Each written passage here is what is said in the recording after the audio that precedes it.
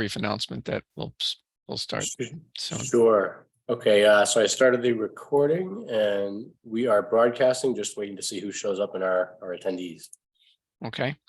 So as Andy just said, those of you who are in the audience or logged in, whatever, we haven't officially started tonight's meeting of the Historical Commission, but we will start it shortly. We're just getting a few more stragglers on board.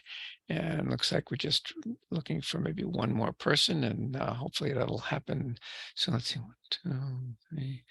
We are looking for Mark did say he was going to attend, right? Yeah, Mark was definitely one of the 4 who confirmed. Yep. So just a reminder to folks who are connecting right now, we're just checking on commission membership. We're waiting for one more, I think, to patch in.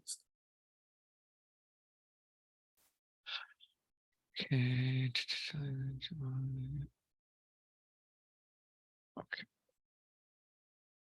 I might try to send him a quick text just to, in case he. Okay.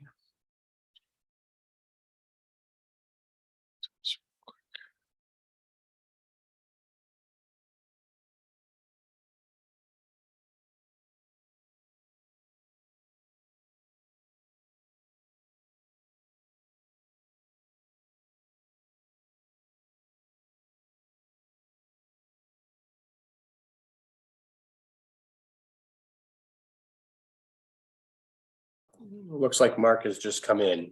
Oh, yes. Oh, okay, great. Okay, then. And sorry, I just the text mark. You can, I guess you didn't get it. It's an invalid number anyway. So never mind. All right, let's start then. So we will officially call to order the meeting of the Newburyport Historical Commission for the 22nd of December, 2022, 12/22/22, so to speak. Please be aware that this proceeding, like all city virtual meetings, is being recorded. I'll start off with a roll call of our commissioners who are attending in alphabetical order. We have Mr. Biff Baus. You're here, Biff? Check yes, I'm here. Okay, yep. Here you loud and clear. Mark Syndrome. Present. Okay, thank you, Mark. Hearing you well. Joe Morgan. Here. Okay, very good. And Chair Glenn Richards is present and speaking. 2 commissioners are absent. Also on the phone is, or in the meeting is Andy Port, City. What's your official title, Andy? Planning Director, right? Director of Planning and Development. Yeah. Okay. And Gretchen Joy taking minutes. There is a spiel I give for the public hearings, which I'll do at the appropriate time if that becomes necessary.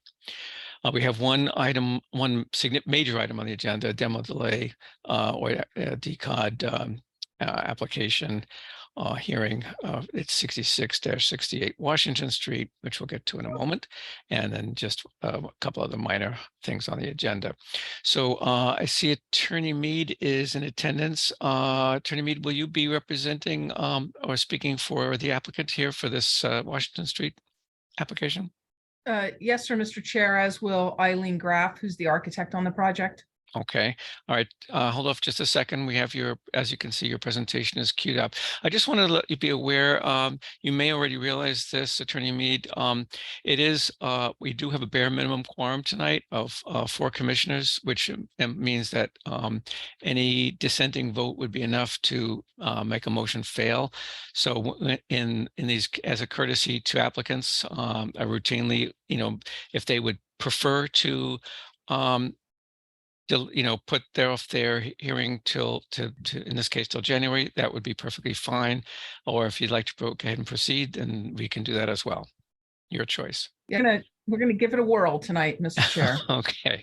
All right. So it's based on your memo, Attorney Mead, it looked like there was an expectation that we would probably find it historically significant and considered for preservation. But I see you've prepared a few remarks on the history. So if you'll want to give that part of the presentation, why don't you go ahead and do that now? Thank you, Mr. Chair, and members of the commission. As I said a minute ago, Lisa Mead, Tellerman Costa, 30 Green Street, on behalf of the applicant, JSJO Realty and J&M contractors. And with me this evening is Eileen Graff, who's the architect on this project. If you could go to the next slide, Andy. So the property is located at 66 to 68 Washington Street, and we are here for the demolition delay review. It does not trigger the DCOD review, so we're just here for demolition delay. The property was the house on the property was constructed around 1850 according to the assessor's records, and 1870 according to the district data sheets. It is an Italianate style structure listed as contributing on the district data sheets. However, there is no Form B. The historical maps appear to show a subtle change to the right side entries on the home over time, which is actually why we're here. It wasn't really clear if the side entry was later added or not. And so out of an abundance of caution, we came to the commission for review. If you could go to the next slide, please. So the only modification that's being proposed is a roof line. So the only modification that falls within the jurisdiction of the commission, I should say, is the roof line change on a small entry on the right side of the home. And here we have a 1900 Sanborn map, and obviously we've circled the structure. And so you can see the footprint of the structure, and there's a very slight change in the footprint of the structure over time. But we're looking at modifying what would appear to be the addition on the second bump out, if you will, from the front. So if you can go to the next slide, Andy. And here it's a little clearer, but this is the 1906 map, much like the 1900 map. Next slide.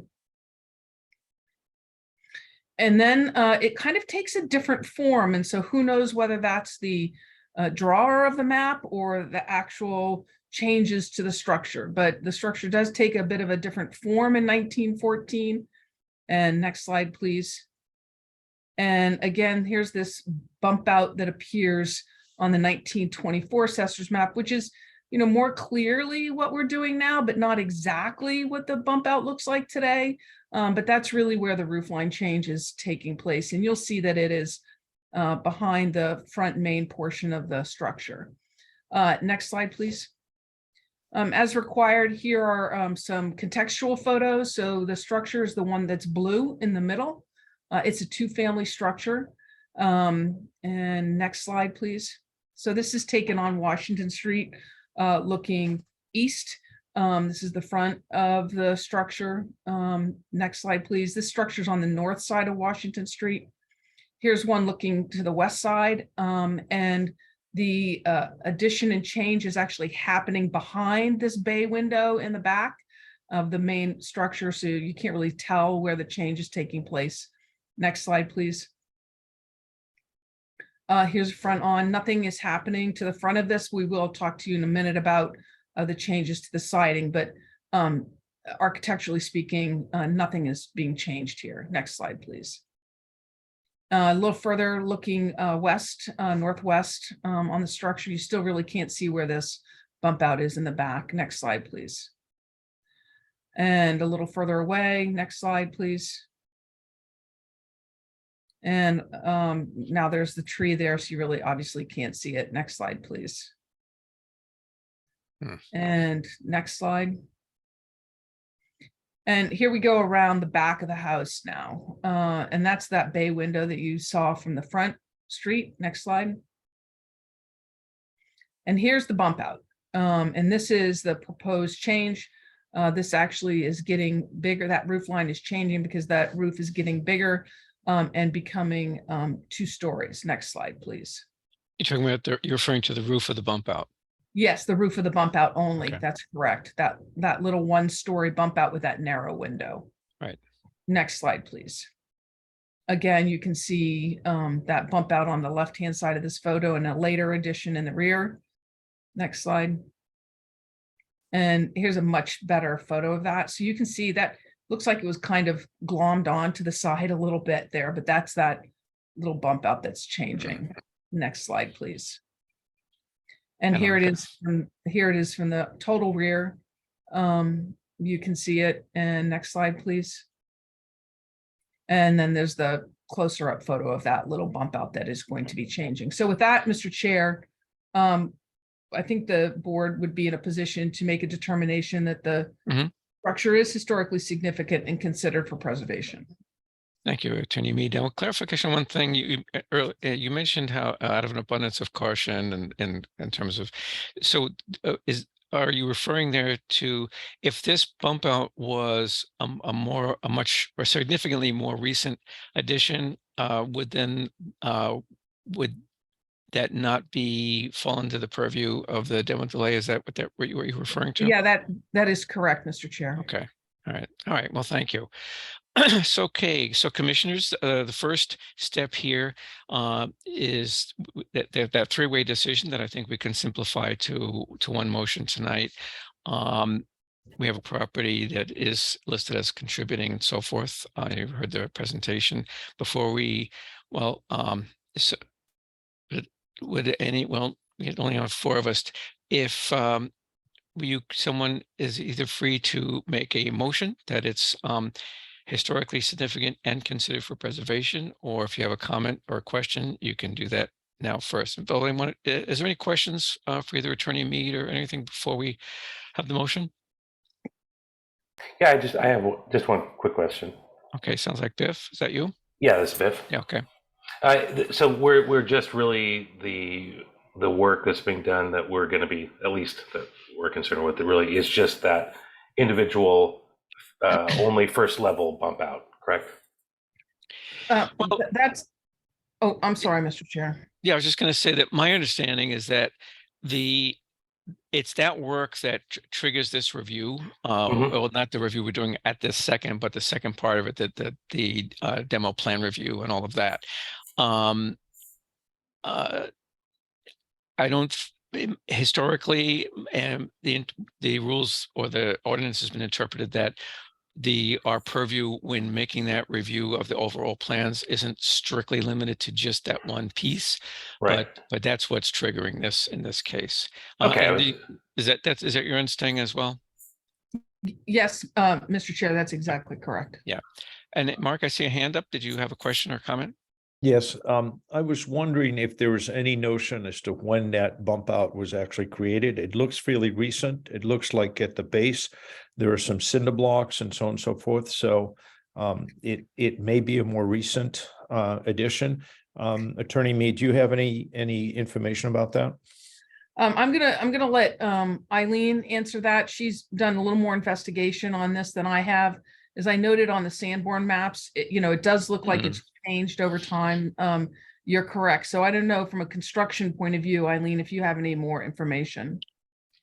Yeah. Sure, I'd be happy to add a little bit to that, or what I can from exploring it.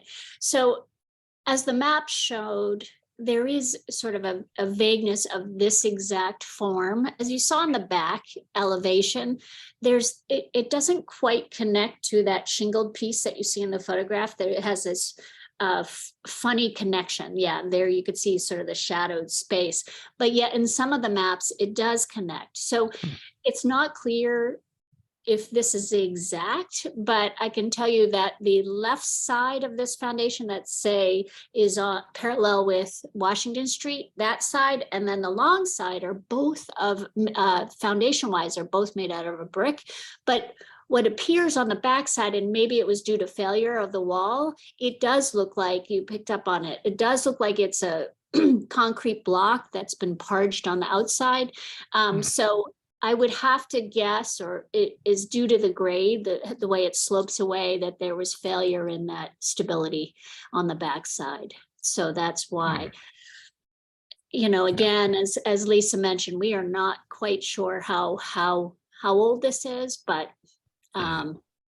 just being cautious and bringing it in front of you. Yeah, and clearly there was something there as early as very early in the century. And my guess would be that your hypothesis is plausible, Eileen, and about the possible, especially given the grade there and so forth. And I think that the fact that they bothered to put brackets on that says to me that it probably was done back in that at least was done back in the day. I don't know. So have we answered your question, Mark? Or attempted to anyway. Yes, and unless anyone has Any other questions? I'm happy to make the motion that the structure is historically significant and worthy of preservation. Yeah, consider for preservation. And I can second that. Okay, thank you, Mr. Baus. Okay, so the motion on the floor is that the structure is historically significant and to be considered for preservation. Yes vote would so deem it. A no vote would say otherwise. So alphabetical order, Mr. Baus, your vote on that? Yes. Okay, thank you. Oh, Christopher Fay is not here. Joe Morgan, your vote. Yes. Thank you. Mark? Yes. Syndrome? Okay. 1 second, and the chair is affirmative as well. So, so that motion carries. So at this point, so did I take you to understand that you want to continue with the demo plan review, Attorney Mead? Yes, please. Okay. All right. Why don't you go ahead and launch into that? Thank you very much. So I'll start out, if you can go to the next slide, please, Andy. Thank you. So as I indicated earlier, and I'm going to give you a high level overview, and then I'm going to turn it over to Eileen to review the proposed plans. But as I indicated earlier, there are no changes being proposed to the front facade and the main box of the house from a architectural point of view. And that new addition will be the 1-story larger footprint tucked behind the front portion of the house. And earlier I made a mistake. I said 2 stories, but it's only proposed to be 1 story with a balcony on top of it. And then there's a dormer that's compliant with the standards for exemption in the back as well. Neither of them will be visible from the street. Unless you really look down the driveway and go down a little bit because of the way it's set in from the side. And I think that that's important. If you go to the next slide, please. We're essentially only adding a total of 489 square foot to the house. This is a 2-family, and so that's split, not evenly, but a little bit between both of the units. As you can see, there's asbestos siding on the house that's going to be removed. All the original wood casings will remain. Corner boards are going to be added, and wood clapboards will be added to the structure instead of the shingle, and obviously the asbestos is going to be gone. The proposed addition is lower in height than the main part of the house, of course, and stepped in. And as I said earlier, is minimally visible from the street. So if you can go to the next slide, please, Andy.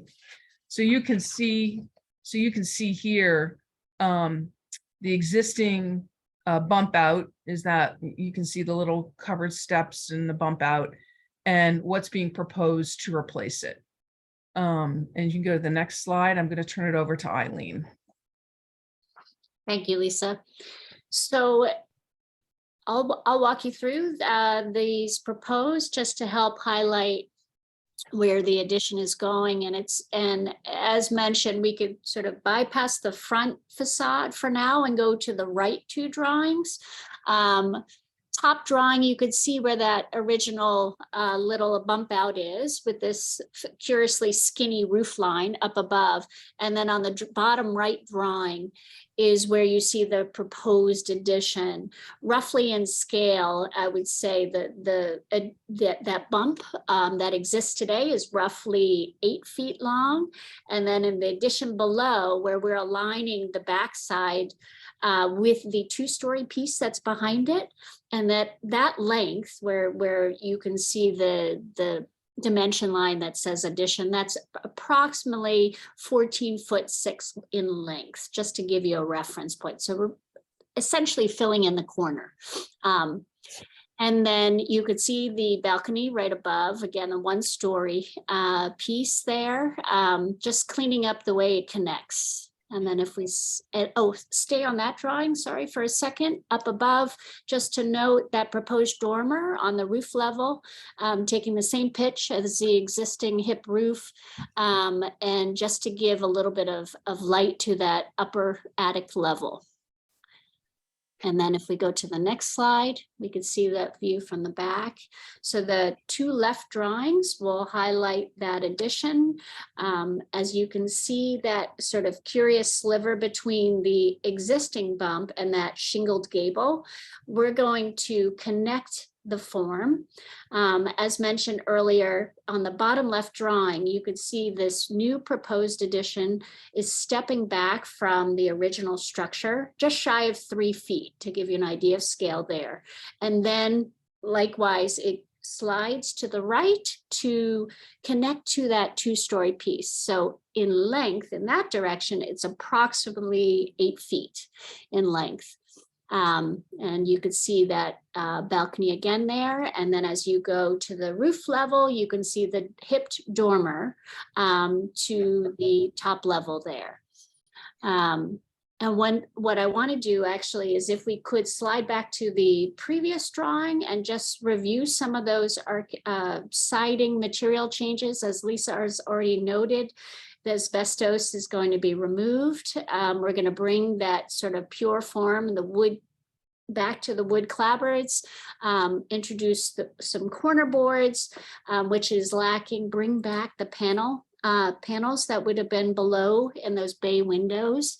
As we travel to the addition, that too is going to take wood clapboards and bring some of the detail. It has really nice brackets that are above each of the doorways, even some of these brackets over the bay. Curiously, it's funny, the front bay, which is has some of that, and then yet the side bay that we're looking on in this elevation is not ornate. So nonetheless, we would like to bring some of that bracketing back and give a nod to those kind of details on this addition. The existing foundation is brick, and we imagine that the base of this too would be brick.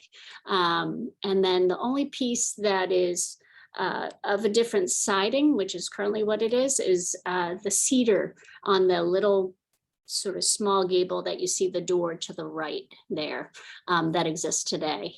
And likewise, cedar clapboards on the dormer up on the top. The roof currently doesn't need to be changed. It was just changed within the year, maybe a little more than a year. So we will match the roofing shingles on the dormer to match what exists today.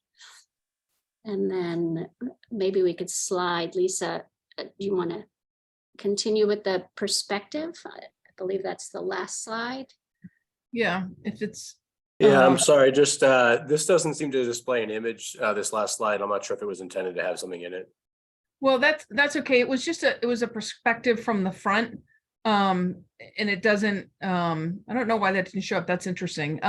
It was just a perspective, a sketch drawing of the front. And basically to show that you can't, when you're at the front, you can't see anything to the back. And it was kind of more off to the right-hand side perspective is all it was.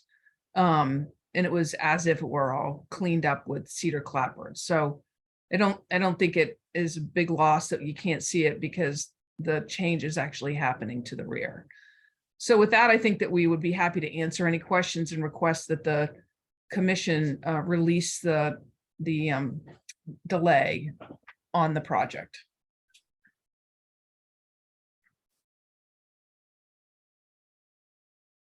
Sorry about Mr. that. Chair, if you're talking- I had to yeah. unmute myself. Sorry. Took Yeah. me a few seconds to get to the button. Thank you, Attorney Mead. So let me first I've got a couple of questions, but I'll go first to my colleagues here. I'll just, in no particular order, let's see, Mark, I want to start with you. Any questions or comments about what's proposed here? I think the proposal is reasonable. The way it's set up right now is rather awkward.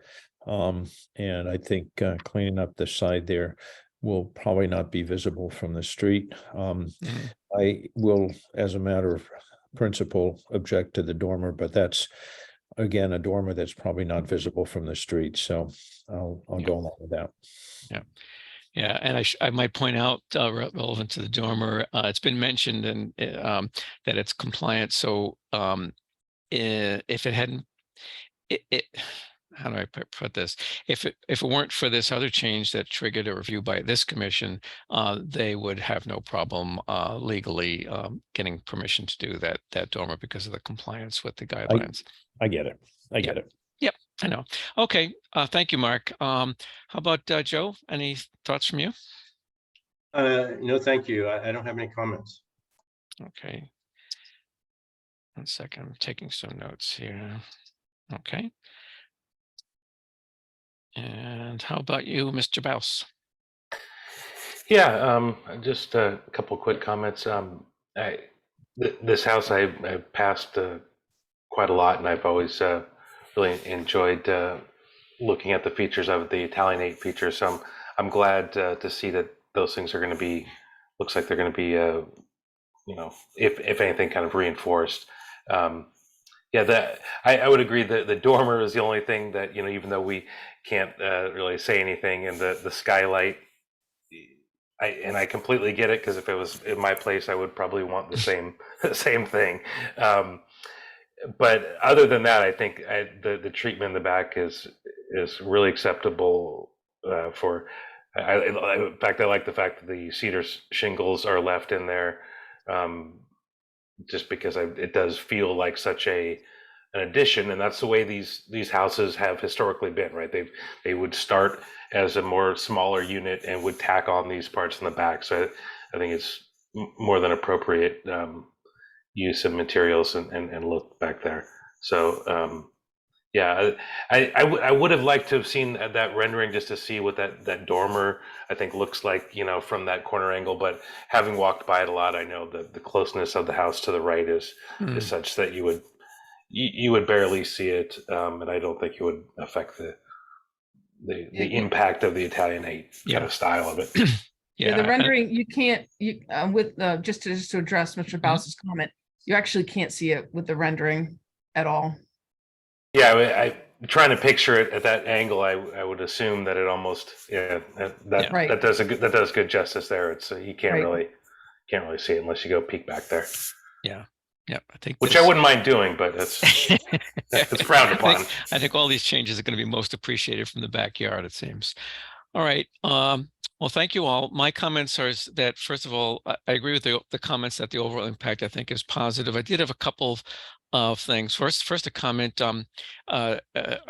Ms. Graff, you said that you imagine that the foundation would be brick. I would think that you would be able to have you wouldn't have to imagine it. You could specify it one way or the other. Yeah.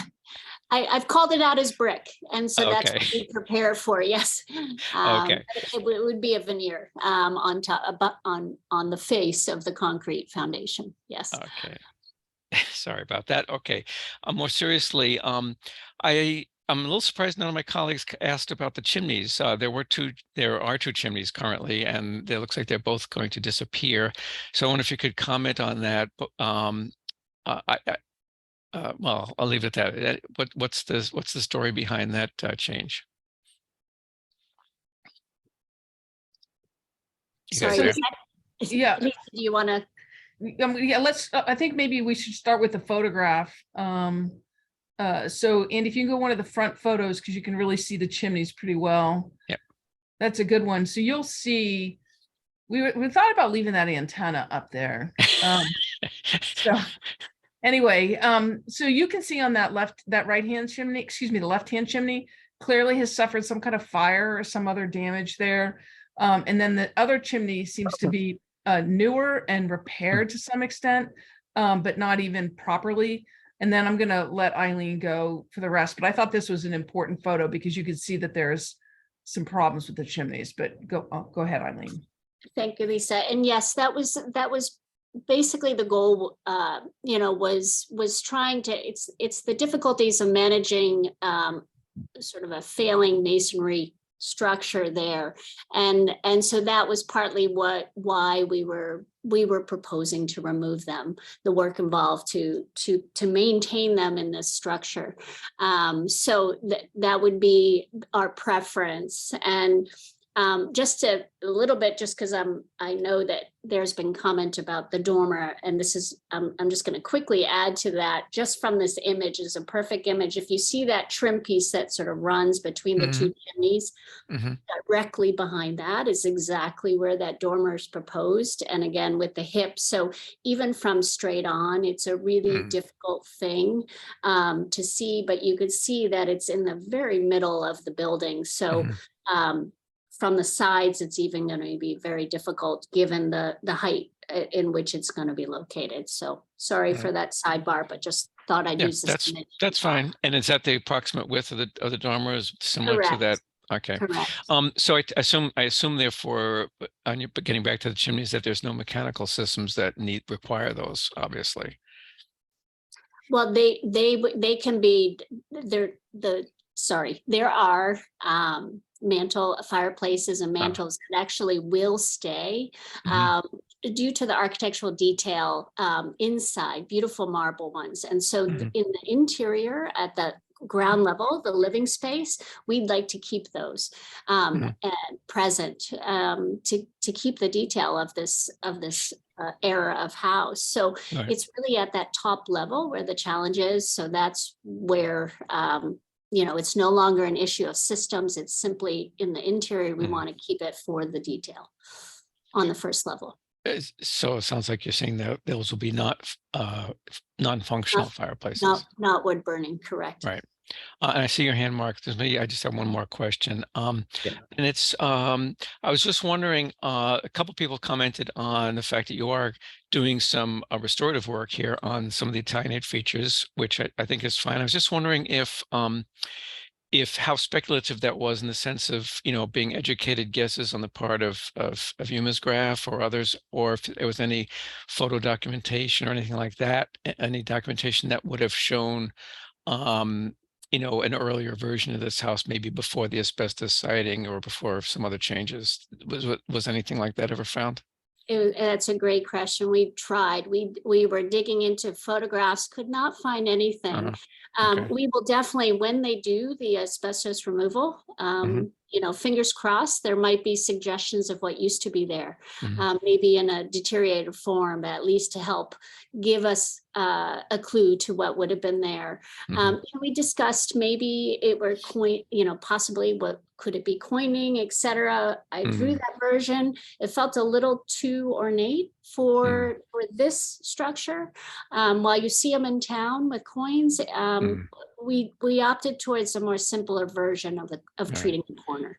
Yeah, I think your guess that just some kind of corner board, perhaps with a little panel or indent or whatever, that's probably a pretty good guess as to what would be most likely to be found in a residence of this type.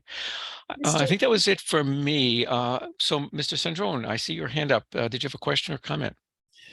Yeah, I appreciate you bringing up the issue of the chimneys. Am I understanding the chimneys are going? Yes, they are. Yeah, I think that's a shame, especially if the chimneys are even maybe not of purpose, but some people down the road might need to use those chimneys given the beautiful mantles and so on and so forth. So I think it's kind of too bad that the chimneys might be dealt with, and they're sort of integral of the way the house was built originally, because that's the way these houses were built. So I think that's a big problem. Yeah, I hear you. I'm kind of torn on that one myself, and that it is an additional expense that per I assume the homeowner or I don't know if this is a homeowner or developer or whatever, but just wasn't in the budget to try to restore those. And we're only seeing this part. Who knows if that part is deteriorated? It's not unusual for further down inside the structure to also require a lot of work and so on. So I totally understand. I've just done it on my house myself, so I know exactly what you're talking about. Yeah, it's one of those unfortunate circumstances. I looked at this, in fact, this very picture that we're looking at now, and say, okay, so imagine it without those chimneys. And I'm kind of thinking that, well, it's regrettable, but I don't know, I just can't see throwing the whole thing, the overall project, is sound. I personally couldn't see throwing that particular baby out with the bathwater just because of the chimneys, even though, yeah, it is unfortunate that they'd have to go. And as far as Attorney Mead's comment about the antenna, I suspect she's been hitting the holiday punch early. Oh, come on, no. I'm just teasing. Okay. And Well, yet, if there's no more comments, yeah. I just, Mr. Chair, I just Yeah. wanted to address Mr. Sendron's problem about the usability of the fireplaces. Sure. So I happen to have similar marble fireplaces in my house, Mhm. and they're coal burning fireplaces, so I can't convert them right now. I mean, there's no way for me to convert them to wood, right? They're coal burning fireplaces. And I think Eileen can address this fact. These two are coal burning fireplaces, so they couldn't be converted and used. So I think I just wanted to throw that out there. It's not something that somebody can eventually use. They would have to make significant changes in the chimney structures in order to be able to convert them. The homeowners didn't want to use chunks of coal to heat their Right, house. right, exactly. Yeah. All right. Yeah. And given the age of the house, I can know in my house there were coal burning fireplaces, but they were originally wood burning that had been brought down, but that was a much older house. A house of this vintage, I would think they probably were originally built for coal, given the Right. size of the chimneys and everything else.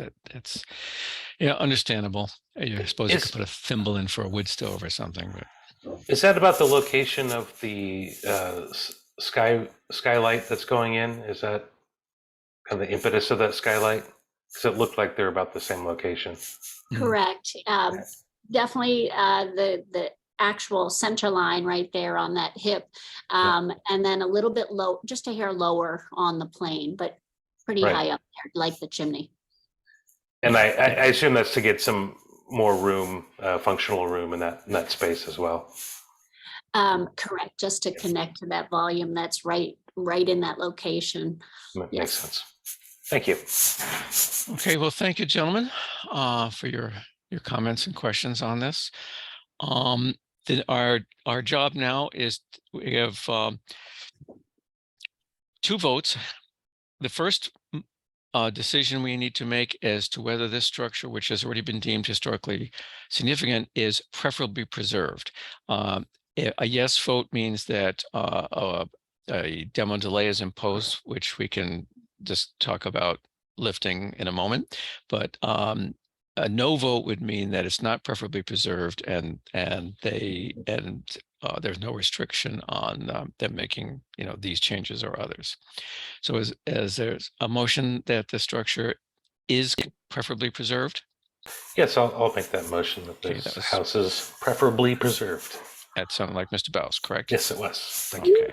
Okay. Is there a second for that? Seconded. Okay, I heard Joe first, so gets it. Okay, thank you. So Biff, your vote on that? Yes. Okay. Sorry, Joe Morgan. Yes. Thank you. Mark Syndrome. Yes. Okay, and the chair will assent as well. So it is preferably preserved, that thereby imposing the mandatory 1-year demolition delay. We saw the plans, both the demo and rebuild plans. So I don't think, obviously we don't need to review them again. We just went through that. Oh, I almost forgot. Let me just check the attendee list here. There should be an opportunity for public comment. I almost forgot. But it's not too late. We haven't taken that vote yet. So why don't I do this? I don't think there's going to be any, but I will open the floor to public comment. If you are in attendance and wish to make a comment regarding this before we take that last vote, please raise your hand so we know that that's the case, that you want to say something. And when you hear yourself recognized, unmute yourself on your end. We will unmute you on our end. So I'll open that hearing and we'll allow several seconds to see if anyone in the attendees wishes to make a comment. Not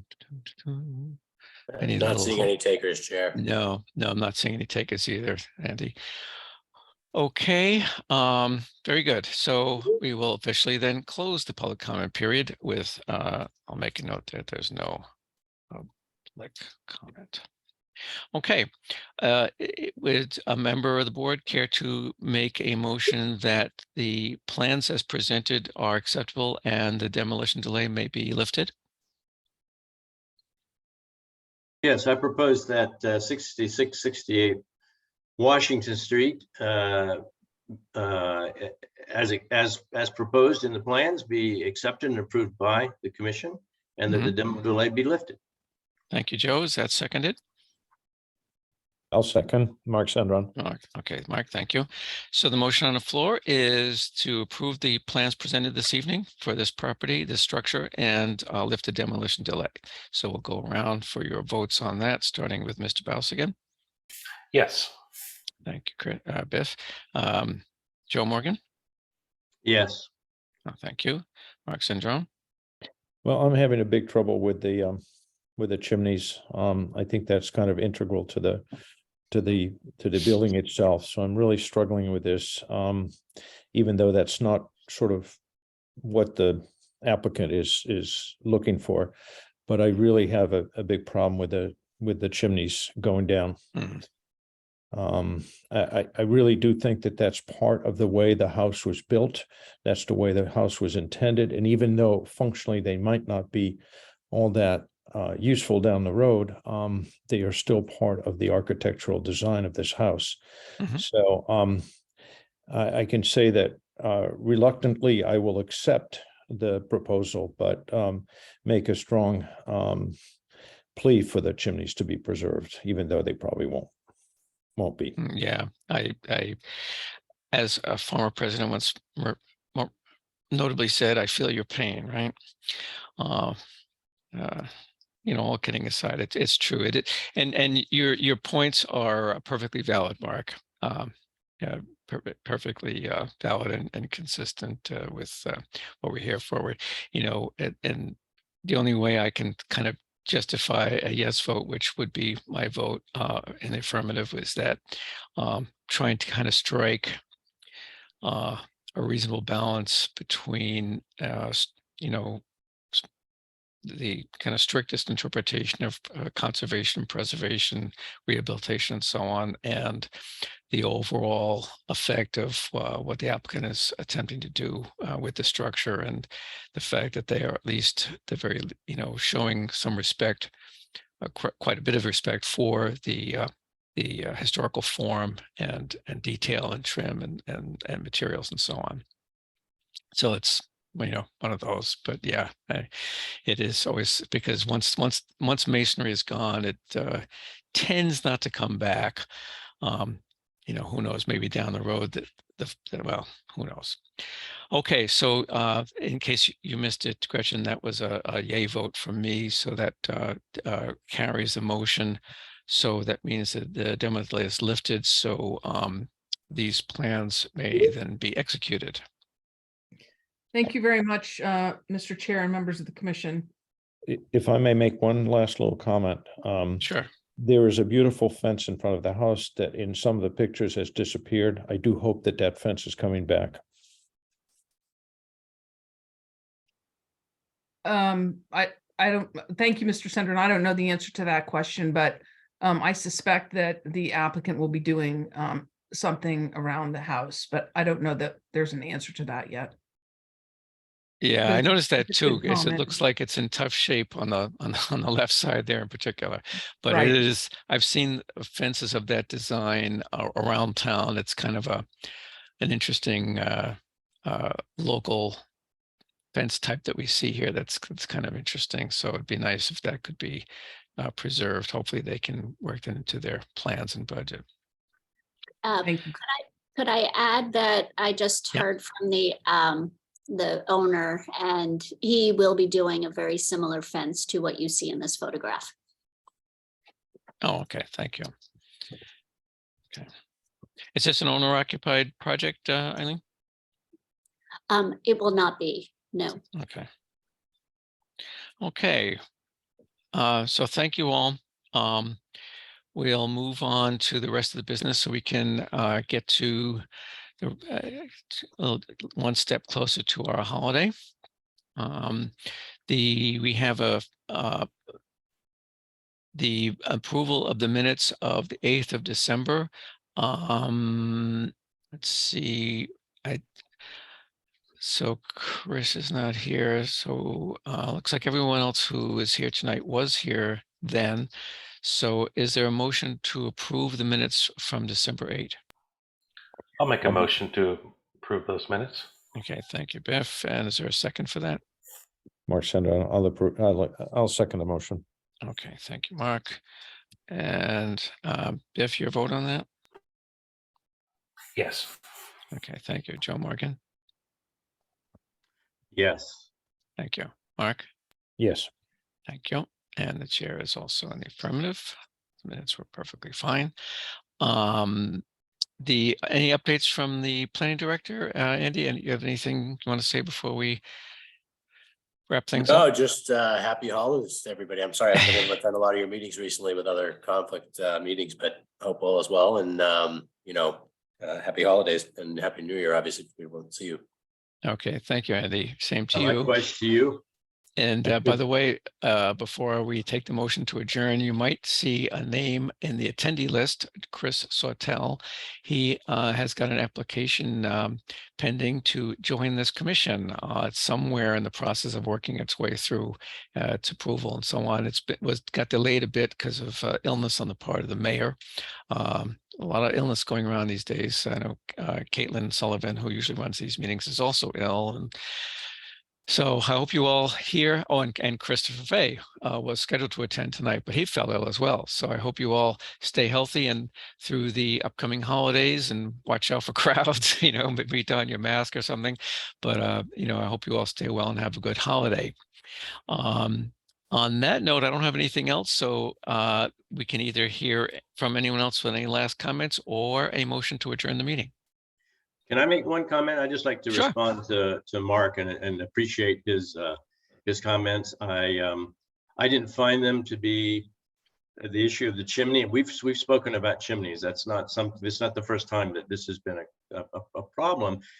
Many times they're very prominent, and they are very they're very important as part of the architectural expression. They're very visible from the street. Right. I think to bring them up is really excellent. I'm really glad people talked about them. I personally just didn't find them to be so expressive in this particular building that they should be preserved. So, but I appreciate Mark's comments, and I think it's something we should always bring up. The chimneys are very, very important features of buildings. So. Yeah, I know exactly what you mean. My thinking process was very similar, Joe, that it's not like a house from, let's say, 1760 or even earlier with a massive central chimney, or a federal period house with, either chimneys on the gable ends or whatever, you know what I mean? That are a very, very important part of the architectural statement. But still, yeah, they're not that big, but Mark is correct. They're part of the original architecture. So, again, that trade-off. But yeah, so never hesitate to